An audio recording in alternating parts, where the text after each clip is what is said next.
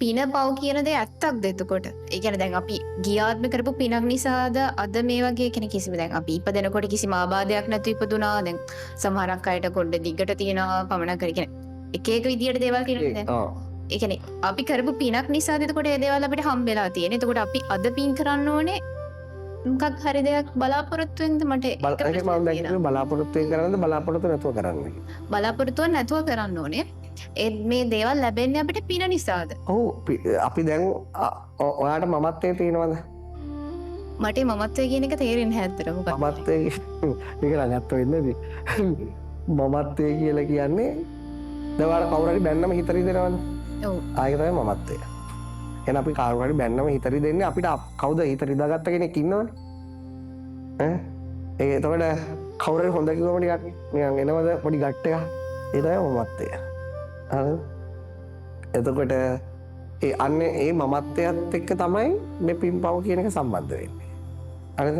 එතකොට ඔයා අර පරිත්‍යාගය ඔයාගේ හිත සැහැල්ලු වෙන දේවල් අනිත් අයගේ හිත සැහැල්ලු වෙන දේවල් කරාම ඒක හොඳ එනර්ජි එකක් වශයෙන් අර මමත්වයට එකතු වෙනවා. ඔයා ඔයාගේ හිත ගිනි ගන්න, මිනි මරණ, විනාශ කරන, කේලම් කියන දේවල් කරාම ඒක බෑඩ් එනර්ජි එකක් වශයෙන් හිත එකතු වෙනවා. ඒත් අන්නේ මේ දෙක තමයි දැන් ඔයාගේ ජීවිතේ ඊට පස්සේ මොකක් කරන්නේ දැන්?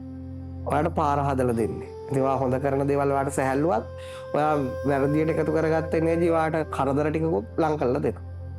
එතකොට ඒක ඇත්ත වෙන්නේ ඔයාගේ මමත්වයේ තියෙනකම විතරයි. පිනපව කියලා එක තියෙන්නේ මමත්වයේ තියෙනකම විතරයි. ඒක ඔයාගේ මමත්වයේ නැති වුනහම. ඒ කියන්නේ මමත්වය කියලා කියන්නේ මොකද්ද? මමත්වය කියලා කියන්නේ මොකද්ද? මමත්වය කියලා කියන්නේ ඔයාට ඔයාව දැනෙන එක. දැන් මෙහි අර ළමයෙක් ආව සංගීත ගුරුකුලේ යාට සුදු බත් කන්න බැරිව. සුදු බත් නැල්ලු ඒ නිසා යා ගියා. හරිද? එතකොට සුදු බත් එතකොට එයාට දැන් එයා ඉල්ල ඇතුළේ ඉන්න කෙනා මමත්වයේ කියන කෙනා ඉල්ලනවා. ඒ මට ආදරේ දෙන්න, මට අරක දෙන්න, මට ආභරණ දෙන්න, මාව නිකන් පොඩ්ඩ ජනප්‍රිය කරන්න. ඒ ඉල්ලන හැම එකක් අපේ ඇතුළේ ඉන්නවනේ. අන්න එයා තමයි මමත්වයේ කියලා කියන්නේ. ඒක ඇත්ත එකක් නෙවෙයි. ඒක ව්‍යාජ එකක්. ඒක අපේ සංසාරේ අපේ අනවබෝධය නිසා හැදිච්ච එකක්. ඇත්ත දෙයක් නෙවෙයි. මොකද දැන් කලසිගේට දැන් කියන්න කිව්වොත් කලසිගේ විස්තර ටිකක් කියන්න බලන්න. ඔයාගේ නම් සම්පූර්ණ නම, ඔයාගේ අම්මා කවුද, ඔයාගේ ගම කොහෙද කියලා කියන්න. මං ගැනද කියන්න? ඔව්. මගේ නම කලසිරංශරා. මම මාතර ඉඳන් ආවේ. ඔව්. මං අනිත් අයට වඩා වෙනස් ගෑල් ළමෙක්. එච්චරයි. හරි. එහෙම හිතනවා. ඒක මමත් වෙන්නේ. තමයි අනිත් අයත් එහෙම හිතනවා ඇති. එතකොට දැන් ඊළඟට දැන් ওই හැම එකම මම කලසි කියලා වට නම දෙන්නේ කවුද? අම්මා. දැන් අම්මා කලසි කියලා දාන්න නැතුව වෙන එකක් දාලා තිබුණා. එතකොට ඔයා කවුද? ඒ නමින් ඉන්නේ එතකොට. එතකොට දැන් අර මම කියන ස්වභාවය හැමතිස්සෙම තියෙන දත්තයක් එක්ක, ඩේට් එකක් එක්ක. දැන් මෙතන ඉන්න හැම කෙනෙක්ටම දත්තයක් නැතුව Taman ගැන කියන්න බෑ. පුළුවන් නම් කියන්න බලන්න. try එකක් දෙන්න. ඔයා දත්ත කියන්නේ මොනවද? ඔයාගේ නම දත්තයක්. ඒක පිටින් දීපු එකක්. ඔයාගේ ගම දත්තයක්. ඒක පිටින් දීපු එකක්. ඔයාගේ අම්මා දත්තයක්. ඒක බාහිරින් ඔයාගේ හිතට ඇතුල් වෙච්ච එකක්. එතකොට අන්න ඒක භාවිතා කරන්නේ නැතුව ඔයා ගැන පුළුවන් ද හිතන්න? ඈ? එතකොට මම කියන කෙනා හැදිලා තියෙන්නේ මොනවෙන්ද? දත්ත වලින්. මොනවලින්ද හැදිලා තියෙන්නේ? දත්ත වලින් හැදිලා තියෙන්නේ. ඒ කියන්නේ කලසි කවුද මම කලසි. කවුද වෙනස්? මම වෙනස්. කවුද කලසි? අන්න ඒතර මොනවෙන්ද මේ හිතන්නේ? අන්නේ ඒ හිතන්න කේන්ද්‍ර වෙන්න ඕනේ තැන. ඒ කේන්ද්‍රය වෙන්නේම අර දත්තත් එක්ක. හරිද? දත්ත ටික අයින් කරොත් Taman කවුද? ඒ ටික අයින් කරොත් ඔයා කවුද? නිකම් පුද්ගලික එහෙම කියන්නත් බෑ. ඒක නිකම් පුද්ගලික කියන එකක් දත්ත යන්නේ. ඒ නිකන් අපි මේ ස්වභාව දහමම තමයි. ඒක එහෙම කියන්නේ එකට වචනයක් නැහැ. වචනයක් දාපු ගමන් දත්තයක් වෙනවනේ. ඒක ඔයාලට දැනෙනවා. දැනුණට ඔයාලට තේරුම් ගන්න තරම් සමහරට ශක්තිය නැහැ. ඊළඟ කාරණාව තමයි මොකද්ද?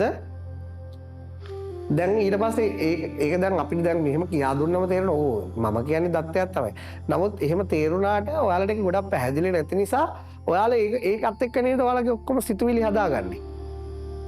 මම පින් කරන්න ඕන, මම පව් කරන කෙනෙක්. මේවා පින, මේවා පව් කියලා හිතනවනේ. අන්න ඒකට බුදුහාමුදුරුවෝ කියන මෝඩකම කියලා, අවිද්‍යාව කියලා. මොකක් කියලාද? අවිද්‍යාව. එතකොට අවිද්‍යාව වලදී තමයි අර පින්පව් කියන එක තියෙන්නේ. දැන් එතකොට අපි මෙතන ඉන්න හැම කෙනෙක්ටම ඔයාව ඉන්න. ඒ කියන්නේ මමත්වයේ කියන එක තියෙනවා, ඊගෝ එක තියෙනවා. ඒක ඒ සංකල්පයට ඔයා අහු වෙලා ඉන්නේ. ඒ කියන්නේ ඔය හැම කෙනෙක්ම ඒකට අහු වෙලා ඉන්නේ. දැන් ඔකෙන් ගැලවෙන්න තියෙන ක්‍රමය තමයි ගැලවෙන්නේ කොහොමද? ඔයා හොඳ යහපත් දේවල් හෝ ඔයා මොන දේවල් කරත් ඒකෙන් කිසි දෙයක් බලාපොරොත්තු වෙන්නේ නැහැ. දැන් ඔන්න මම ඔයා කාට හරි වතුර එකක් දෙනවා. දීලා ඔයා හිතන්නේ මට වතුර ඕන කියලා. ඒක එතන ඉවරයි. ඒ කියන්නේ උදාහරණයක් විදිහට ඒවට කියන්නේ පින් කියලා. ඒවට කියන්නේ කුසල් කියලා. කුසල කිය. දැන් මම කෙනෙක්ට දෙයක් දෙනවා. දැන් මම ඒක දන්නවනේ. දැන් දුන්නොත් දෙයක් ලැබෙනවා කියලා මං හිතනවා මට කවදම හරි දවසක ලැබෙයි කියලා හිතන එක වැරදිද ස්වාමීන් වහන්සේ එතකොට? නෑ ඒක හරි తాවකාලිකව. ඒ කියන්නේ එතකොට ඔයාට දුන්නොත් දෙයක් ලැබෙනවා තමයි. ඒක තමයි ලෝක ස්වභාවය. ඒක හිතන එකේ කිසි වරදක් නැහැ. ඒ කියන්නේ ඒ තවදුරටත් කියන්නේ මම දැන් දුන්නොත් ලැබෙන කෙනා නඩත්තු කරන්න වෙනවනේ. දැන් ඔයා දෙනවනේ. එතකොට ඔයා ලැබෙන්න නම් ඔයා කවදා හරි ආයිත් ඉන්න එපායි. ඒ කියන්නේ ඔයා තවදුරටත් මේ ගමනට කැමතියි කියන එක. ඒ කියන්නේ මම දුන්නොත් ලැබෙනවා කියන එක හරි. ඒක හරි න්‍යාය. හැබැයි ඒ ලැබෙන්න නම් මොකද වෙන්නේ? මම බලාපොරොත්තු වෙනවනේ කියන්නේ එතකොට. ඔව් ඒක හරි. එතකොට මං කියන්නේ කිසිවක් නොදී ඉන්නවට වඩා එහෙම බලාපොරොත්තු වෙන එක හොඳයි. හැබැයි එතන පොඩි ඝන අවිද්‍යාවක් තියෙනවා. ඝන මොඩකමක් තියෙනවා. ඒ කියන්නේ අපි දැන් දෙනවනේ. අයිත් ලබා ගන්න එතකොට දෙන කෙනා ඉන්න ඕන නේද? ඒ කියන්නේ දෙන කෙනා ගෙනියන්න තියෙන ආසාවක් එතන තියෙනවා. දැන් තේරුණාද? එතකොට ඔන්න ඒ ඉතින් දැන් සාමාන්‍යයෙන් මම මේ කියන තැනට හැමෝටම යන්න බෑනේ. ඒ කියන්නේ එච්චර ගැඹුරට තේරුම් ගන්න ඥාන ශක්තියක් ඕන. හැබැයි එහෙම නැත්තම් ඉතින් අර දෙනනේ.